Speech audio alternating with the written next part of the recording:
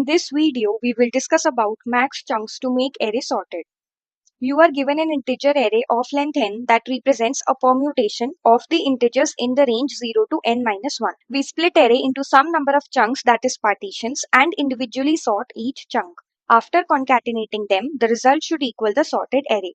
Return the largest number of chunks we can make to sort the array. So what they are saying is that in the input, we are given an integer array ARR of length n. Now inside this, all the elements will be in the range 0 to n minus 1. Basically, there is a permutation of the elements from 0 to n minus 1 inside this. Right here we have the index from 0 to 4. Basically, the length of the array is 5. Right? So from 0 till 4, the elements are present here. Right? Now what we need to do is that we need to partition this array into some number of partitions such that if we sort those individual partitions and then concatenate them back, then whatever is the array that we get, that is the sorted version of this array, right? So basically, if I am saying that I am partitioning the array over here, right? So one partition will be 1 comma 0, other one will be 2 4 3, right? Now if I sort them individually, so this one will be 0 comma 1 and this one will be 2 3 4. Now if I concatenate these two, then I will get 0 1 2 3 4, which is nothing but the sorted version of this array, right? So here I have partitioned it into two chunks, right? Now we need to identify that what is the largest number of chunks in which we can partition our array, right? Basically, we need to maximize our number of chunks, right? So now few things to notice over here. So for finding out whether I can do a partition at a particular index or not, there are few things to observe. So see, if I tell you that can I partition at this point, so my first chunk will have a 1, right? Now this one is already sorted. If you will sort again, you will get just a 1. Now whatever is the remaining array, whatever it is, whenever I will concatenate these two chunks, I will never be able to get my 0 before here, right? But if I partition at this particular point, then I will have 1 comma 0 and these can be sorted. These will become 0 comma 1. So this is a valid chunk, right? So basically, if you see here, if I'm partitioning at this point, so I am getting 1 comma 0 and these are 2 4 3, right? So after sorting, it will be 0 comma 1 and it will be 2 3 4, and then you can concatenate them and you will get the sorted array, right? So if you see here, if this is a chunk and this is the next chunk, right, then all the numbers in this particular chunk should be less than all the numbers in the next chunk, right? If it is not, then after sorting them individually and concatenating them, we won't be able to get a sorted version of this array, right? Or I can say that the maximum of this particular chunk should be less than the minimum of the next chunk, right? So if you see, I want to maximize my number of chunks, right? So I can do a partition here. So I will get a 0 and 1. If I do a partition here, I will get a 2 and then a partition here. So I will get 3, 4 after sorting, right? So these are three chunks in which I can divide my array, and this is the maximum number of chunks that I can get in this particular case, right? After concatenating them, we will get 0, 1, 2, 3, 4, right? So the maximum number of chunks that I can make in this particular case is 3, right? So see, what I said that the maximum element in a particular chunk should be less than the minimum element in the next chunk, right? So I did a partition here and a here, right? So what did I get? I get 1 comma 0, 2 and 4 comma 3, right? What is the maximum here? 1. What is the minimum here? 2. Is 1 less than 2? Yes, it is.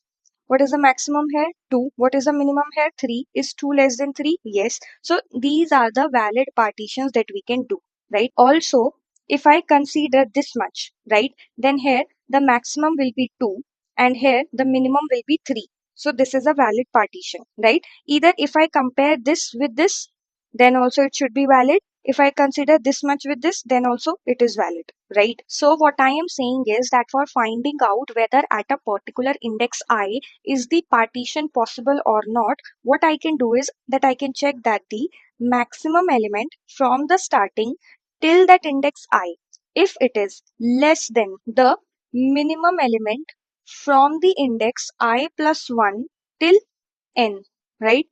If for any index I, this condition is being satisfied, then can I say that at index I can do a partition? That means at I and I plus 1, here I can do a partition, right? So let's check that. So if we do a partition here, then the maximum element is 1 and here the minimum element is 0. 1 is not less than 0, right? So this is not a valid partition. Then if we check here, maximum is 1, minimum is 2. 1 is less than 2, yes. So here we can do a partition, right? So this is one chunk.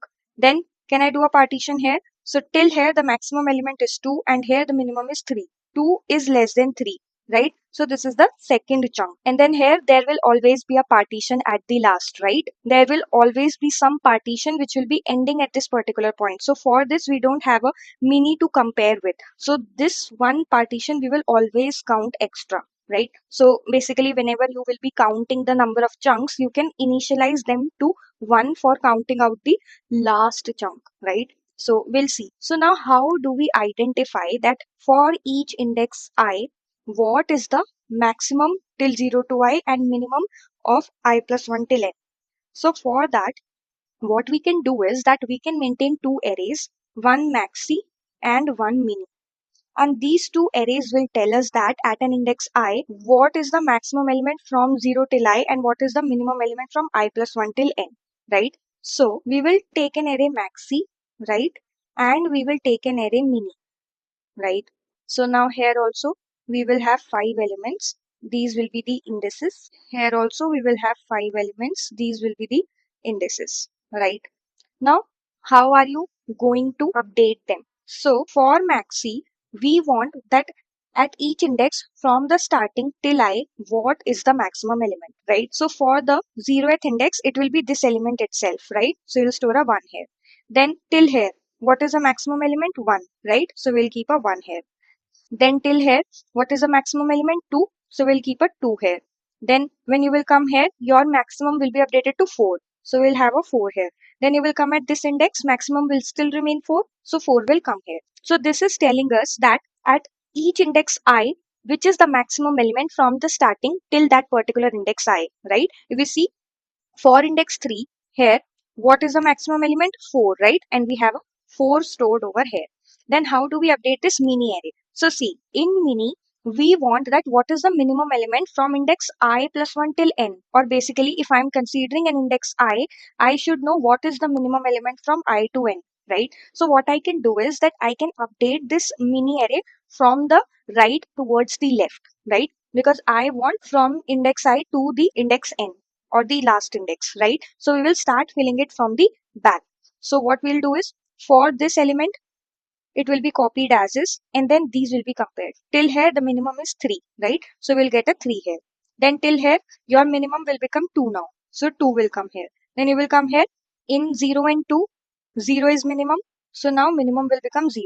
Then we'll get a 1. In 1 and 0, 0 is minimum. So 0 will come here, right? So this is how our minimum array will look like, right? Now we just need to count that at how many indices is this condition being satisfied, right? So index I and index I plus 1, index I in maxi and I plus 1 in mini, right? So if we are checking index 0 in maxi, then we will check index 1 in mini, right? So we'll check is 1 less than 0? No.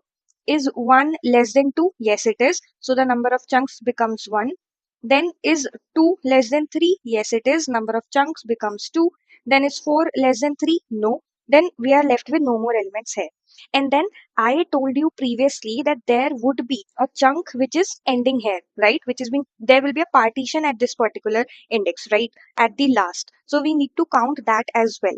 So we will have to add a plus 1 to our chunk. So the total number of chunks will be 3, right? One is where 1 less than 2 was true, right? So this was the partition. And then one was that 2 was less than 3. So this was the partition. And one is which we have counted here, right? So this is how we will be able to identify our number of chunks. So let's quickly look at the code. So first of all, we have taken the size of our array into n. Then we have created two vectors maxi and mini. And initially all the values are same as our array, right? The vector named ARR. Then we are initializing our maxi array. So we have run a for loop which is starting from 1 and going till n, right? And we are checking that what is the maximum, right? Whatever is the maximum value present at the previous index and whatever is the value present at the current index, out of them, whichever is maximum, that we are keeping at index I, right? Then we are updating our mini array. So in this, we wanted to start from the back, right? And last element had to be copied as is, right? In maxi also, we started our index from 1 because for the 0th index, we wanted to be same as the 0th index of original ARR, right? That is why we started our loop from 1. Now, in this particular case, the last index will be n minus 1, right? And that element has to be copied as is, which would have already been done at this particular line, right? So we will start our loop from n minus 2 and we will go till I greater than equals to 0. Then we will check that whatever is present at the further indices. Basically, if I am at the second last index, then I'll check that whatever is present at the second last index and whatever is the minimum that I have got at the last index. Out of those two, whichever is the minimum, take it and store it at the ith index. Right? So this is how we will update our mini vector. Then what we can do is we are initializing a variable chunks. Initially its value is 1. Why? Because as I told you, the last partition also we need to count, right? So that is why this is initialized to 1. And then we are running a for loop from 0 to n minus 1. Why n minus 1? Because for the last element in maxi, you won't be having an element in mini because their size is equal, right? We are comparing here that the maxi of I should be less than mini of I plus 1. If it is, then increment chunks by 1, right? So when you will be at the last index in maxi, you don't have an index to compare with in mini, right? So that is why it is less than n minus 1. So if this condition is true, then we are doing chunks plus plus, and at the end we can simply return the chunks. So let's run this code. So test cases are accepted. So now in this particular case, if you see, this loop is running almost n times. This loop is also running almost n times. And this loop is also running almost n times, right? So we can say that the time complexity of this particular code is order of n plus order of n plus order of n. Basically 3n, and 3 is constant. So we can say that it is order of n, right?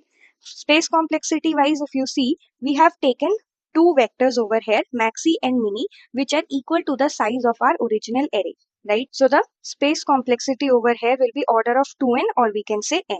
Right. So now there are other approaches of solving this problem where we can optimize our space complexity. So let's look at those approaches as well. So earlier, what I told you, that in my array, the numbers are from 0 to n minus 1, right? So if you see, if you closely look, these indices, these indices are also from 0 to n minus 1, but the only good thing in indices is that they are already sorted, right?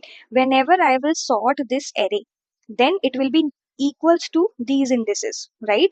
If I sort this array, it will be 0, 1, 2, 3, 4, which is nothing but the indices over here, right? So can we use these indices somehow to identify that at which point can I have a partition? So see, if I am doing a partition over here, then can I say that whatever is the sum of the indices till this point and whatever is the sum of these elements till this point, this sum has to be same. If this sum is same, then I can have a partition over here. And if it is not, then I cannot have a partition here, right? So if you see, when I am at this index, my sum is 0. Basically, in the sorted version, the sum has to be 0. But here it is 1. So I cannot do a partition over here. Then if I do a partition here, then in the sorted version, the sum would be 1. Here the sum is also 1. So here the sum is matching, then that means this can be one of the partition. So this is one partition that I will count. Then I will check, can I do a partition here? So till here, the sum in the sorted version would be 3. And in the elements also, the sum is coming out to be 3. Then that means here also I can have one partition. So my number of partitions became 2, right? Then I'll come here. I will check whether I can do a partition here or not. So till here, in the sorted version, the sum would be 6, right? But here the sum is coming out to be 4 plus 2 6 and 6 plus 1 7. So sum is not equal. Then that means I cannot have a partition over here. So I'll check here. So till here the sum of sorted version is coming out to be 10. right? And if I check here, then it will be 1 plus 2, 3, 3 plus 4, 7, and 7 plus 3, 10. So the sum is same. So this is one of the partition. So one I did here, one here, and one here. 3 chunks I got, right? So through this sum, I will be able to identify, right? So what we can do is we will take two variables. One will tell us the prefix sum, right? We are finding out the prefix sum in the array. And one is the sorted prefix sum. Basically, the prefix sum in the sorted version of our array. And if at any point both of them become equal, then that is one of the partition that I can have, right? So let's look at the code of this approach as well. So first of all, we have taken the size of our vector in a variable n. Then we have defined chunks which will be 0 initially, a prefix sum 0 initially, and a sorted prefix sum 0 initially. Then we are looping inside our vector from 0 till n. Prefix sum is telling us the sum of the elements in the vector, right? So in this we are adding the value at the current index. And to find out that what will be the prefix sum in the sorted version, we are adding the index here, right? Because the indices will be nothing but the sorted version of our array, right? So if at any point this prefix sum and sorted prefix sum becomes equal, we are incrementing our chunks by 1, and at the end we can simply return chunks, right? So let's run this code. So if you see here in one pass itself, we are just doing one iteration in our vector, and we are able to identify our answer, right? So from 3n, we have reduced it to n. Previous approach was also order of n only, right? So here also the time complexity is order of n. And space complexity, if you see, we have not taken any extra space. We have just taken these variables which are constant, right? So we can say that the space complexity is constant in this particular case, right? Now let's look at one last approach for solving this problem. In this array, if you see, if this is a valid partition, that means if I would have a partition here, if it would be possible to have a partition here, then this would be my array, right? And this 0, 1 would be my sorted version of the array, right? So instead of checking their sum, can I check that whatever is the maximum here and whatever is the maximum in the sorted version, that should be matching, right? If this is a partition, right, then in this whatever is the maximum element and in this whatever is the maximum element, they should match, right? So if you see, if I consider only this much, so here the maximum is 0 and here the maximum is 1, which is not matching, then that means this is not a valid partition. If I do a partition here, then the elements maximum is 1 and the indices maximum is also 1, then that means this is a valid partition. If I check here, then the maximum in the sorted version is 2 and the maximum in the elements is also 2. So this is also matching. This is a valid partition. But here you will see in the sorted version it will be 3, but in the elements it is 4. So this is not a valid version, right? So through the maximum element also I can identify that can a particular point be a valid partition or not, right?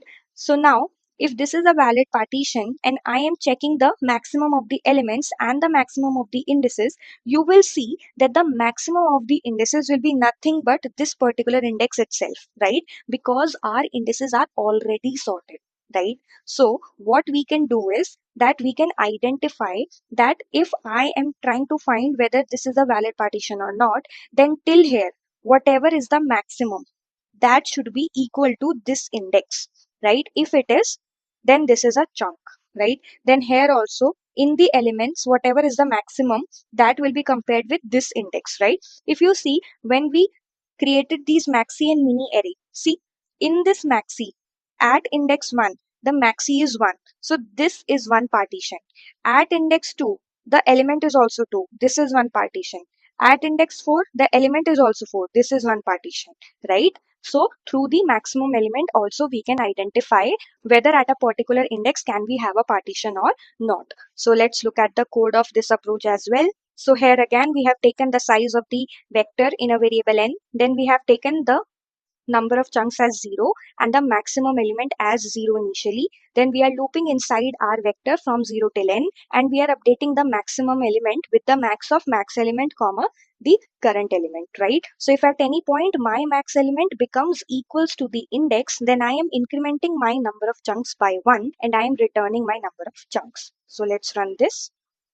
Now in this approach as well, we did only one pass in our vector, right? So the time complexity is order of n and space complexity is constant. We didn't take any extra space, right? So let's submit this. So it got accepted. Thank you so much for watching. Please like the video and subscribe our channel.